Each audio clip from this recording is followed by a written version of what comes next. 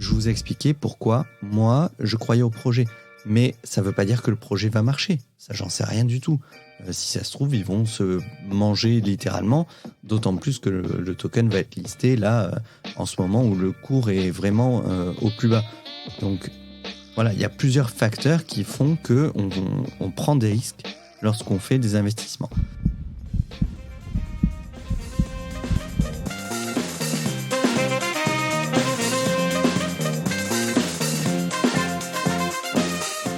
Exploratrice, explorateur, bonjour. Je suis Stéphane, crypto-enthousiaste depuis 2016 et véritablement explorateur dans les blockchains depuis 2019. La blockchain est un univers à part entière et vous entendrez même très bientôt parler de métaverses qui seront des univers virtuels basés sur différentes technologies blockchain. De par ce gigantisme, j'ai décidé de partager avec vous chaque parcelle de la blockchain et des crypto-monnaies que je découvre. En écoutant ce podcast, vous faites désormais partie de la famille des explorateurs crypto.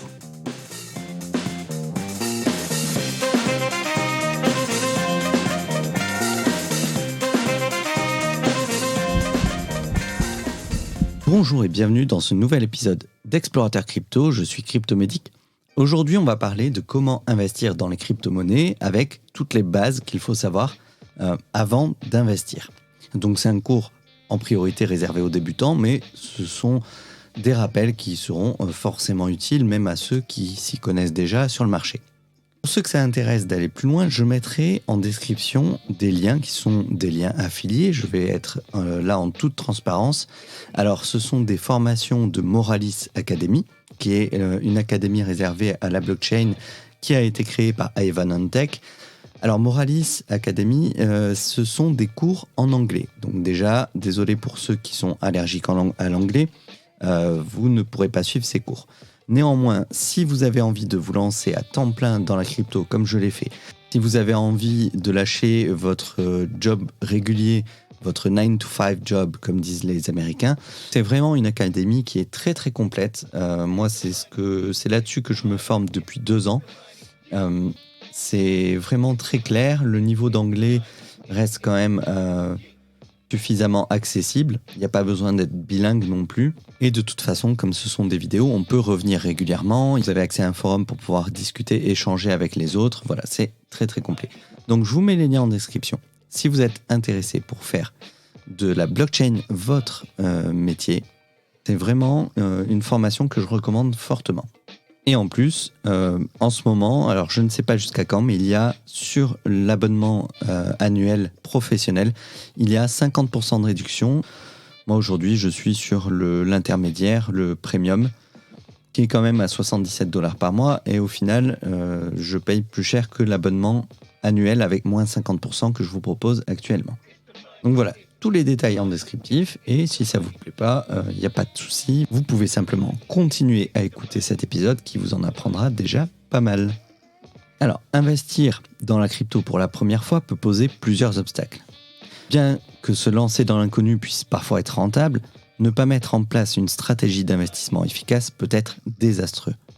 En plus, c'est vrai qu'un manque de compréhension concernant la blockchain et les cryptos peut amener de nouveaux investisseurs à prendre des décisions mal informés.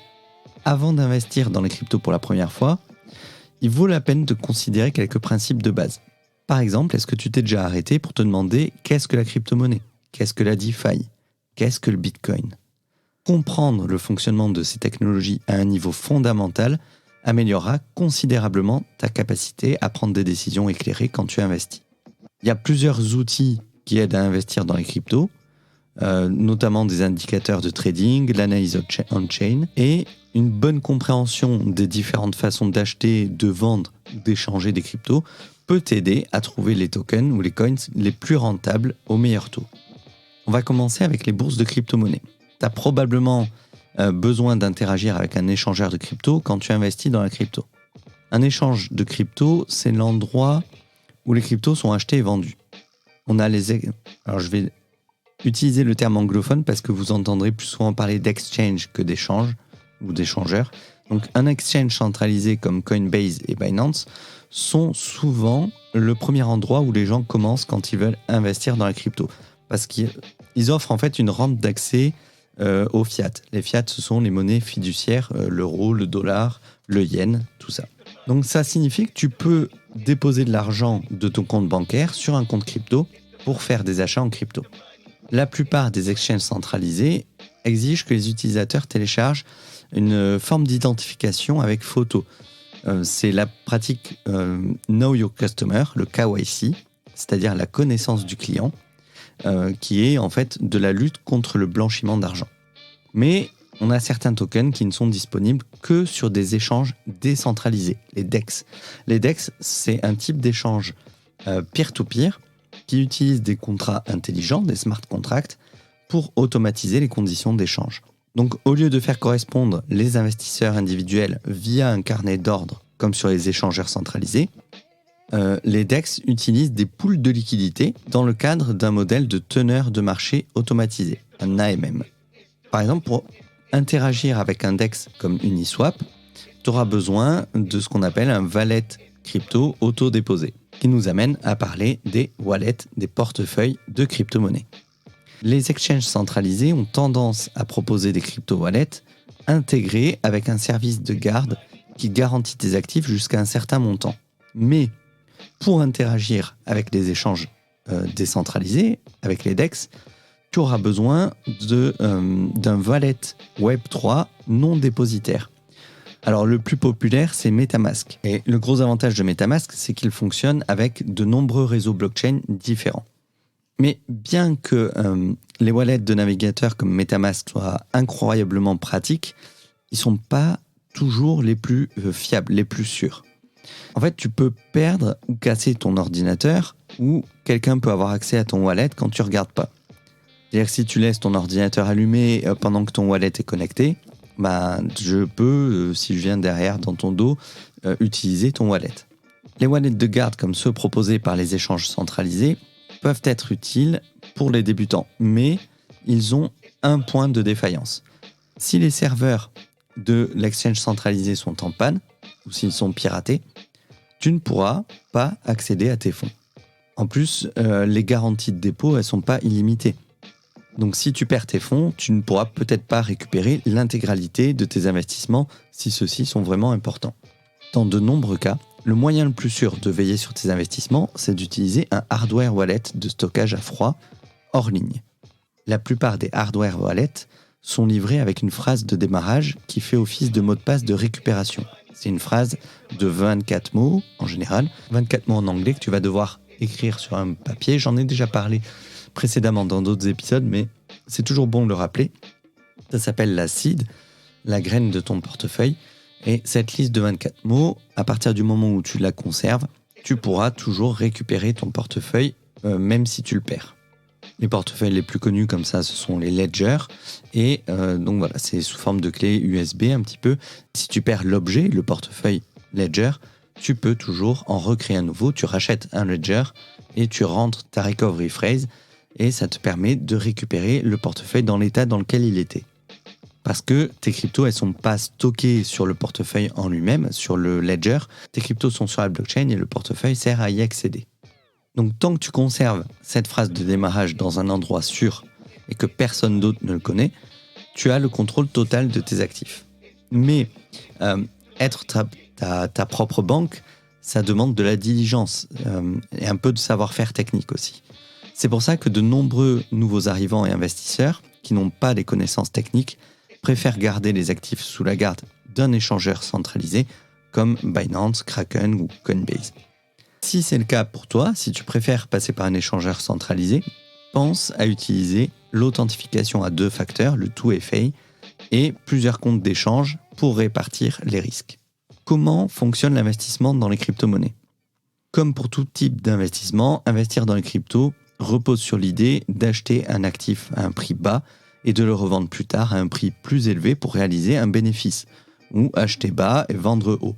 C'est une prémisse qui s'applique à l'investissement à long terme et au trading à haute fréquence.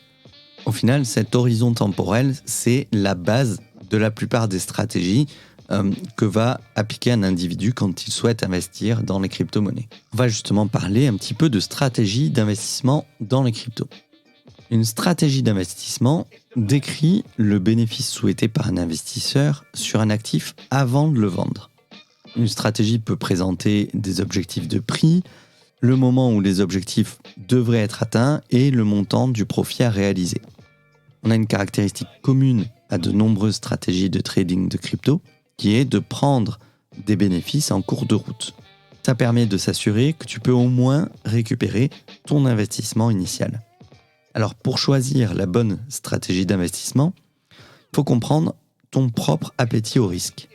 Est-ce que tu es naturellement conservateur ou est-ce que tu es plutôt un preneur de risque mesuré? Ou est-ce que tu es une tête brûlée? Est-ce que tu cherches à participer à des transactions intrajournalières de façon régulière? Ou est-ce que tu espères accumuler de la crypto sur des mois ou des années? Tout ça, ce sont des facteurs qui vont t'aider à établir ta propre stratégie d'investissement qui sera la plus appropriée à ton propre mindset, puisqu'on n'a pas tous la même psychologie. Il n'y a pas de stratégie universelle pour investir dans les cryptos. En fait, chaque investisseur va adopter une stratégie qui lui est propre, qui convient à son propre appétit pour le risque et à son propre horizon temporel. Ce qui est bien aussi, c'est que tu gardes à l'esprit le montant que tu veux investir dans la crypto et la fréquence. Par exemple, est-ce que tu veux investir une somme forfaitaire ou est-ce que tu préfères investir sur une base hebdomadaire ou mensuelle? On va parler un petit peu de hodling. Le terme hodl, H-O-D-L, signifie détenir de la crypto pendant une période prolongée. Le hodling, c'est une des stratégies d'investissement en crypto les plus régulièrement fructueuses. Les nouveaux arrivants, comme les investisseurs chevronnés d'ailleurs, appliquent cette stratégie avec beaucoup d'efficacité. Le but du jeu, en fait, c'est d'acheter bas, de rester assis et d'attendre que les investissements augmentent en prix sur une période indéterminée. La tactique du hodl demande un minimum d'effort. Ça aide les investisseurs à éliminer les émotions lors des transactions. En fait, plutôt que de surveiller des fluctuations de prix de façon quotidienne, au lieu de regarder ton portefeuille tous les jours avec les variations qui vont mettre à rude épreuve ta psychologie, les hodlers vont adopter une approche sans intervention quand ils investissent. Et d'ailleurs, même les traders à haute fréquence possèdent toujours un portefeuille hodl pour l'avenir. Et certains vont même prendre les bénéfices du day trading et les placer dans un portefeuille hodl.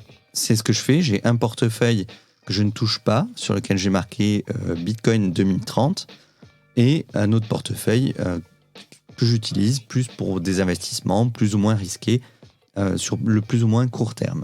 Ensuite, on a la stratégie du DCA, le Dollar Cost Average, qui veut dire plus ou moins un achat périodique par somme fixe.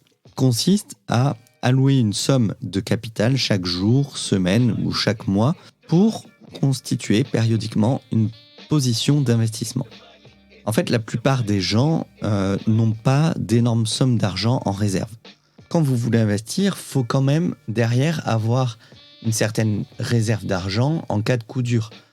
Généralement, quand on veut investir, on dit qu'on n'investit que 10% de ce qu'on a dans des investissements à risque, comme les cryptos ou la bourse. Et on préconise d'avoir 6 mois à 1 an de salaire de côté pour pouvoir vivre en cas de coup dur, en fait. Si vous perdez votre boulot, si vous devez changer de voiture, si vous vous retrouvez à la rue et que vous devez, le temps de trouver un nouvel appartement, que vous devez vous payer l'hôtel, voilà, il faut avoir des sommes disponibles tout de suite. Et donc la méthode du DCA rend la budgétisation des investissements relativement simple. Et en plus, elle minimise les effets de la volatilité. En investissant régulièrement un montant identique, les baisses des prix soudaines vont être plutôt des opportunités d'achat. Et du coup, ça élimine la déception ressentie quand il y a une correction majeure des prix qui se produit après avoir fait un investissement important. C'est-à-dire que si tu veux investir 1000 € dans les cryptos, que tu achètes aujourd'hui du Bitcoin et que dans les 3-4 jours qui viennent, là, on fait de nouveau un moins 30, moins 40%, ton portefeuille il se trouve plus qu'à 600, 700 €. Alors qu'avec le DCA, tu vas acheter par exemple 100 € par jour pendant 10 jours. Comme ça, tu peux être sûr que ton prix va être le prix moyen du Bitcoin sur ces 10 jours. Mais tu peux étaler sur une période beaucoup plus longue. Tu peux dire, je vais prendre 100 € de Bitcoin tous les mois pendant 10 mois. Bien évidemment, tu n'auras pas acheté au meilleur prix, mais tu n'auras pas toujours acheté le prix haut, le prix fort. Tu auras acheté à un prix moyen.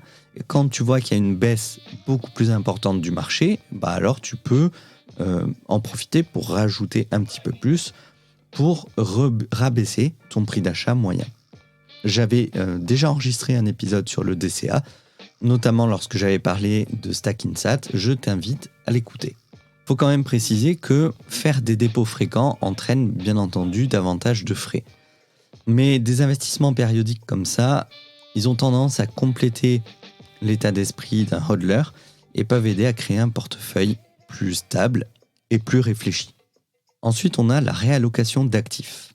Réaffecter des actifs fait passer la mentalité du hodler au niveau supérieur, en mettant en œuvre une gestion de portefeuille efficace pour prendre des bénéfices et réduire les pertes pour maximiser les profits en fonction de la performance de tes actifs.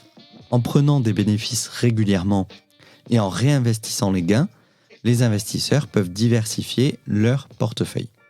En plus, en prenant des bénéfices et en les réaffectant, tu peux reprendre tes investissements initiaux tout en laissant un cheval dans la course. C'est une stratégie qui est particulièrement courante pour réduire le risque sur les investissements hautement spéculatifs, parce que tu décides de tout prendre en une fois à une étape particulière ou par palier, c'est une méthode qui aide les investisseurs à maximiser les rendements sans prendre trop de risques supplémentaires. Alors typiquement, comment j'ai appliqué ça ?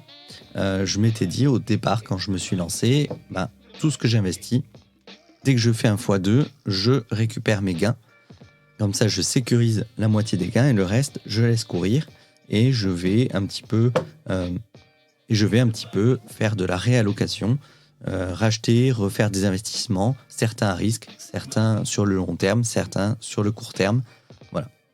Ensuite, on a le day trading. Le day trading implique un trading à haute fréquence sur des petites périodes de temps. Les types similaires de trading de crypto incluent le scalping et le swing trading. Alors le scalping, ça profite des petits mouvements de prix sur de courtes périodes, alors que le swing trading implique de négocier sur des périodes un peu plus longues, de quelques jours environ. La plupart des types de trading vont reposer sur certains outils de base. Par exemple, un trader est susceptible d'utiliser des indicateurs de trading, une analyse technique, une analyse fondamentale et des mesures on-chain. Une autre façon courante de trader la crypto, c'est d'utiliser l'effet de levier. Alors l'effet de levier, c'est une façon de trader qui est utilisée par de nombreux traders professionnels pour maximiser les fruits. L'effet de levier, c'est une façon de trader qui est utilisée par de nombreux pros pour maximiser leurs gains. Mais attention, l'effet de levier, c'est forcément beaucoup plus risqué. Par exemple, si tu utilises un effet de levier de x10, un mouvement de prix de 10% peut entraîner la liquidation de ta position et donc la perte totale de tes actifs. Donc il n'est pas conseillé d'utiliser l'effet de levier, sauf vraiment à savoir ce que tu fais. Pour ma part, je me suis déjà essayé au day trading avec effet de levier. J'ai eu des gains, mais du coup forcément quand on gagne, on a tendance à vouloir réinvestir. Et je peux vous garantir qu'on les perd beaucoup plus vite qu'on les gagne. Donc faites attention, vraiment, c'est un trading qui n'est pas du tout conseillé aux débutants. Ensuite, on a le trading algorithmique. C'est un processus d'automatisation des transactions avec l'aide d'instructions préprogrammées qui sont basées sur des paramètres spécifiques. Ces paramètres peuvent inclure des variables comme les fluctuations de prix, le temps, les volumes de transactions et tout autres indicateurs de trading. Un des avantages du trading algorithmique, c'est qu'il te permet d'automatiser des transactions à exécuter quand tu n'es pas devant ton ordinateur. Alors de nombreuses personnes utilisent des bots de trading, des robots de trading algorithmiques pour exécuter des transactions à haute fréquence avec des marges relativement faibles qui peuvent s'accumuler pour réaliser un bénéfice sain. Et les bots de trading, ils vont d'un système assez simple et facile à utiliser à des systèmes d'automatisation techniques qui sont très avancés. Et de plus, les bots de trading permettent aux utilisateurs de backtester des stratégies de trading avec l'aide de données historiques. Si vous voulez en savoir plus sur le trading algorithmique, j'ai enregistré un épisode avec l'équipe de Whale Invest qui est spécialisée dans le trading algorithmique. Je vous invite vivement à écouter cette interview qui est très riche en enseignements. Et vous pouvez également suivre le cours de trading algorithmique et analyse technique sur l'Académie Moralis, dont je vous mets le lien en description. Et je peux vous conseiller un livre, c'est l'analyse technique, théorie et méthode. C'est aux éditions Finance. Les auteurs, ce sont Thierry Béchu, Éric Bertrand et Julien Nebenzal. Et si je m'en fie à la couverture, vous pouvez le retrouver sur le site internet economica.fr. Moi, je l'avais trouvé sur Amazon. Voilà, c'est assez facile à trouver. Il a une couverture rouge avec écrit dessus l'analyse technique, théories et méthodes, 7e édition. Je vous préviens, c'est un joli pavé. Ensuite, on a le yield farming, l'agriculture de rendement. C'est une stratégie d'investissement en crypto où les participants vont sauter entre les protocoles de prêt et d'emprunt de la finance décentralisée, la DeFi. Ils vont être à la recherche de pourcentages de rendement annuel, qu'on appelle les IPO APY, le plus élevé possible. Alors ça, par contre, c'est un type d'investissement à haut risque par rapport au hodling. Les agriculteurs du yield farming fournissent des liquidités à un protocole DeFi et gagnent des tokens en retour. De plus, les agriculteurs reçoivent des tokens de pool de liquidité, des tokens LP, qui représentent leur part dans une pool de liquidité. Et ces tokens LP, tu peux ensuite les remettre en jeu pour obtenir d'autres récompenses, de nouveau sur du farming. Les taux d'intérêt proposés représentent généralement le risque-prix. C'est-à-dire que sur des pools de liquidité avec des taux d'intérêt très élevés, il y a souvent des actifs qui sont beaucoup plus volatiles. Mais on a de nombreuses fermes qui proposent des pools de liquidité avec des stablecoins ou des cryptoactifs qui sont plus performants et un peu moins volatiles. Bien entendu, ce sont des pools moins risqués, donc qui vont générer moins d'intérêt que d'autres, mais elles offrent généralement moins de risques quand l'actif a un volume d'échange plus élevé sur 24 heures. Le risque des pools de liquidité, c'est ce qu'on appelle l'impermanent loss. C'est une notion qui est un petit peu compliquée, mais en gros, dans une pool de liquidité, vous allez mettre deux actifs crypto à parts égales en valeur. Et du coup, quand on a une des deux cryptos qui va varier fortement par rapport à la première, il va se faire ce qu'on appelle de l'arbitrage. Dans la pool de liquidité, la crypto qui va prendre en valeur va être supprimée et on va rajouter de l'autre crypto pour rééquilibrer la pool. Et du coup, si vous décidez de reprendre votre investissement à ce moment-là, eh bien, il se peut que malgré les gains que vous ayez faits, vous ayez perdu. Déjà, vous pouvez perdre, vous n'êtes pas forcément gain, mais vous pouvez gagner moins que si vous aviez simplement hodlé vos crypto-assets au lieu de les mettre sur la pool de liquidité. Voilà, c'est un petit peu compliqué. J'essaierai de faire une vidéo là-dessus. J'avais commencé à enregistrer quelque chose, mais il faut que je trouve un moyen de l'expliquer vraiment de façon un peu plus vulgarisée pour que ce soit plus facile à comprendre. Mais c'est vraiment une notion. Si vous voulez faire de la pool de liquidité, l'impermanent loss, c'est vraiment quelque chose que vous devez savoir et comprendre. Ensuite, on a l'analyse technique. C'est une méthodologie d'analyse qui permet d'identifier les opportunités de trading et les tendances statistiques avec des indicateurs de trading. Les traders vont utiliser toutes sortes d'indicateurs pendant l'analyse technique. Ça va être les niveaux de retracement de Fibonacci, les bandes de Bollinger, le SAR parabolique, le nuage Ichimoku ou l'indice directionnel, et il y en a plein d'autres. Les investisseurs vont aussi utiliser les indicateurs comme les fluctuations de prix, les volumes d'échange, les moyennes mobiles pour prévoir les opportunités d'investissement. Donc l'analyse technique aide les investisseurs à lire l'historique des graphiques de prix tout en prenant des décisions éclairées en utilisant des résultats probabilistes plutôt que l'instinct ou l'émotion. Mais bien que ces indicateurs de trading puissent être bénéfiques, tu peux te retrouver à regarder un grand nombre de lignes multicolores sur un graphique sans vraiment comprendre ce qui se passe. C'est pour ça que pour commencer, il faut éviter d'avoir trop d'indicateurs de trading quand tu commences à investir dans la crypto. Et une fois que tu en maîtrises quelques-uns, tu peux commencer à en introduire d'autres. Et en plus de ça, les investisseurs vont pouvoir obtenir des données crypto. En plus de ces indicateurs d'analyse, tu peux obtenir des données cryptographiques en direct de la blockchain qui sont appelées des données on-chain.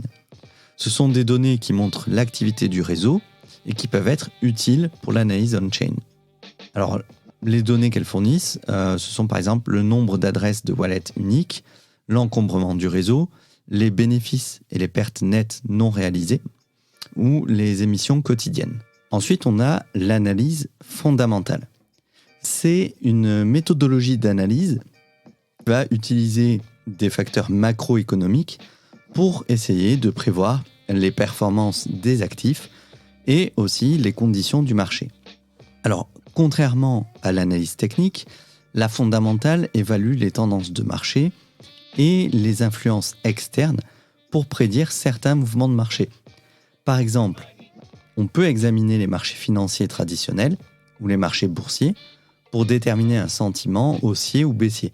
Et en général, quand les marchés boursiers sont en baisse, il y a de fortes chances que ça se répercute sur les marchés crypto qui seront également à la baisse.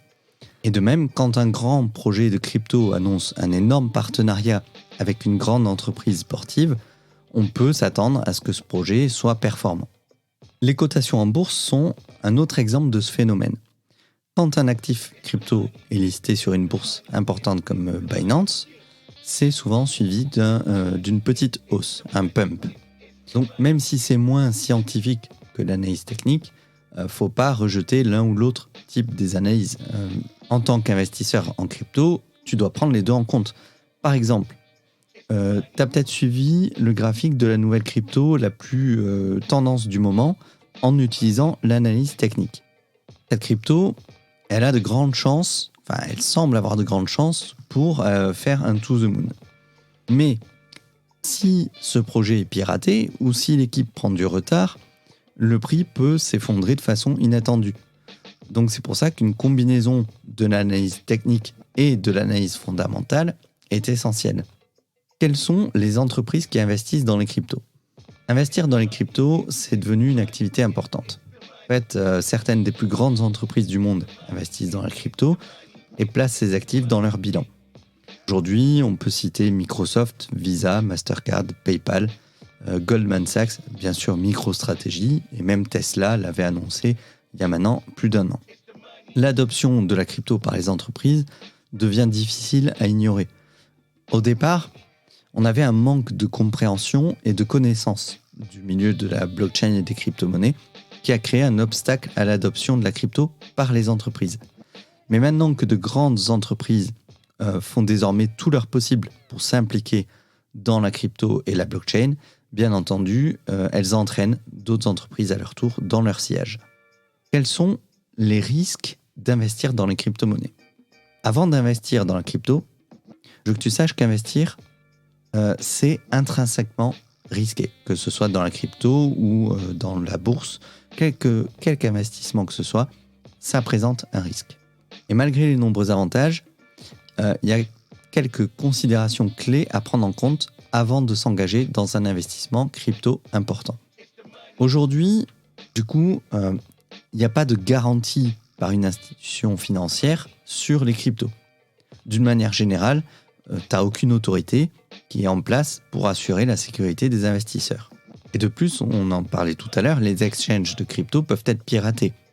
Quand ça se produit dans un exchange centralisé, tes fonds peuvent être garantis jusqu'à un certain point. Mais il n'y a pas de règle en la matière. Les entreprises n'ont aucune obligation de garantir les fonds. De plus, les piratages des protocoles de finance décentralisés, de la DeFi, et les DEX n'offrent que peu ou pas de protection. Une autre considération, c'est la jeunesse de l'industrie. Peu de gens comprennent réellement les propositions des valeurs clés des cryptos et de la blockchain. Du coup, beaucoup sont ceux qui investissent dans la crypto en étant dans l'ignorance des facteurs qui peuvent influencer les prix des actifs. En plus, la crypto, on le sait, c'est quand même ce sont des actifs qui sont extrêmement volatiles. Le prix des cryptos peut aller forer jusqu'au noyau de la Terre sans avertissement du jour au lendemain. Et c'est pour cette raison que tout investisseur en crypto doit être conscient de la nature volatile de cette classe d'actifs. En plus, l'investissement en crypto peut présenter des risques techniques importants. Il faut que tu t'assures d'avoir correctement saisi l'adresse d'un wallet quand tu fais une transaction. Il faut que tu sélectionnes le bon réseau. Il faut garantir la sécurité de tes fonds. Et ça peut représenter un véritable défi.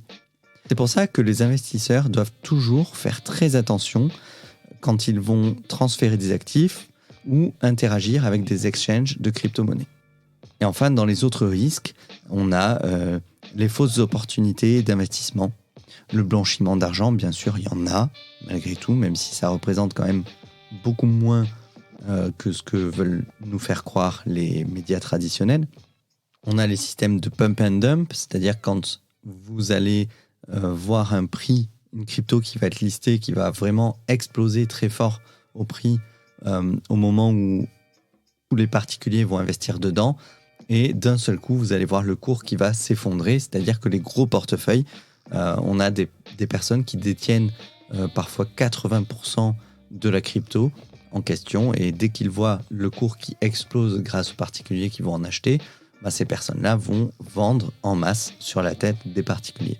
On a aussi les faux exchanges et toute une grande variété d'escroqueries. Si quelque chose te semble illégitime ou trop beau pour être vrai, généralement, c'est que c'est trop beau pour être vrai. Faut pas se poser de questions. Il y a pas mal d'usurpateurs qui utilisent les médias sociaux, YouTube, qui se font passer pour des célébrités, pour des influenceurs qui investissent dans la crypto. Et toutes ces tactiques vont régulièrement tromper des investisseurs qui ne sont pas préparés à ce marché. Donc, n'oublie pas d'être prudent. En conclusion, je dirais que investir dans la crypto pour la première fois peut être décourageant. Mais maintenant que tu es équipé avec tous les outils nécessaires pour commencer ton voyage, ton exploration dans la crypto, tu devrais pouvoir te lancer en un rien de temps. N'oublie pas de toujours faire tes propres recherches, de ne jamais miser plus que ce que tu peux permettre de perdre et d'envisager de prendre des bénéfices en cours de route. Si tu veux apprendre à acheter, vendre et échanger de la crypto en toute sécurité en utilisant un compte d'exchange de crypto, eh bien je t'invite à suivre les cours sur la Moralis Academy si tu n'as pas le temps d'aller chercher les informations. Si jamais tu n'as pas de quoi t'offrir cette formation, alors il y a plein de ressources sur Internet, absolument gratuites. J'ai moi-même commencé à mettre quelques vidéos en ligne sur ma chaîne YouTube Cryptomédic. Tu peux écouter tous les épisodes de ce podcast. Tu peux écouter l'émission quotidienne de Cryptomatrix sur YouTube. Ça te prendra 20 minutes par jour et je peux t'assurer qu'au fil des mois, tu vas vraiment te faire un mindset qui va te permettre de progresser très très vite dans ce milieu-là. Tu as les vidéos de Hasher et plein d'autres. Voilà. Il y a beaucoup de chaînes YouTube, que ce soit en anglais ou en français. Mais méfie-toi vraiment des influenceurs qui vont te diriger vers un projet ou un autre. Voilà. Fais toujours tes devoirs. Moi-même, j'ai déjà fait une émission, par exemple, sur Galeon, pour leur ICO. Je vous ai expliqué pourquoi, moi, je croyais au projet. Mais ça ne veut pas dire que le projet va marcher. Ça, j'en sais rien du tout. Si ça se trouve, ils vont se manger littéralement, d'autant plus que le token va être listé là, en ce moment où le cours est vraiment au plus bas. Donc, voilà, il y a plusieurs facteurs qui font qu'on prend des risques lorsqu'on fait des investissements. Donc, soit vous prenez le temps de faire vos propres recherches, soit si vous manquez de temps, vous allez sur Moralis Academy. Vous pouvez y aller vous-même ou vous pouvez y aller via le lien affilié et je toucherai une rétribution qui me permet de continuer de faire ces émissions puisque aujourd'hui, je ne vends pas moi-même de formation, donc je ne touche pas de rémunération via ce podcast non plus puisqu'il n'est pas actuellement sponsorisé. Et du coup, si vous voulez aider ce podcast à continuer, eh bien, je vous invite.